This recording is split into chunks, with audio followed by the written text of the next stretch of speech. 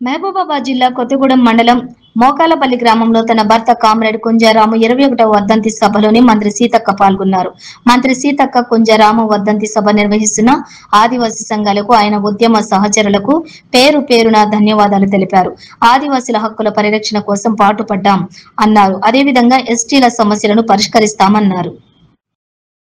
సందర్భంగా సభాధ్యక్షత వహిస్తున్నటువంటి కుంజ శ్రీను గారు, అదే విధంగా నేను మరి అసెంబ్లీ బిజీలో ఉన్నా కూడా పూర్తి బాధ్యత తీసుకొని ఈ యొక్క వర్ధంతి కార్యక్రమాన్ని మీ అందరికీ మరి ఇన్విటేషన్ ఇచ్చి సమాచారం ఇచ్చి ఈ యొక్క కార్యక్రమాన్ని విజయవంతం చేయడం కోసం కృషి చేసిన సూర్య గారికి, అదే విధంగా మన ఆదివాసీ సంఘాల పెద్దలకు, మరి హైదరాబాద్ నుంచి మరి దాదాపుగా ఇంత దూరం ఆనాటి బంధంతో ఇక్కడికి వచ్చినటువంటి విమలక్క గారికి, మరి ఉద్యమ సహచరులకు, మేము ఆ రోజు ఉద్యమాల్లో పనిచేస్తున్నప్పుడు మాతో పాటు రామ్తో పాటు పనిచేసినటువంటి ఉద్యమకారులకు, ఈ కొత్తగూడెం మండలం అంటే మాకు ఆ రోజు కంచుకోట, ఆ రకంగా ప్రతి ఊరు ఒక జాతరలాగా అయ్యేది. మేము ఎక్కడ కూర్చున్నా అలా ఇప్పుడు కూడా అభిమానాన్ని చూపడం కోసం పొద్దున్న నుంచి ఇక్కడికి వచ్చిన